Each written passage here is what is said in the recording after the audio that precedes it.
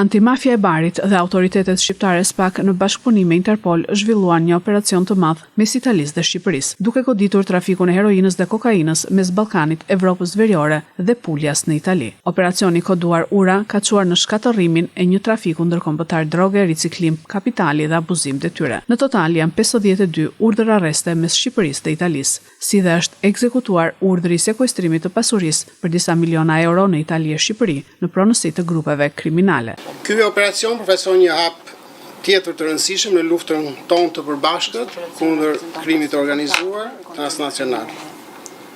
Kam kënaqësinë të nënvizoj sot se është arritur të jepet një goditje e rëndësishme një prej grupeve kriminale më të fuqishme në Shqipëri, për të cilin ka dyshime të forta se ishte i përfshirë në trafikun ndërkombëtar të drogave të fortave dhe në pastrimin e parave. Ky operacion i mbështetur nga hetime të thelluara dhe nga një shkëmbim efektiv informacioni ndërinstitucional është një dëshmi e qartë e asaj që mund të arrihet kur institucionet e drejtësisë dhe strukturat e zbatimit të ligjit bashkëpunojnë me besim të ndërsjellë, profesionalizëm dhe përkushtim.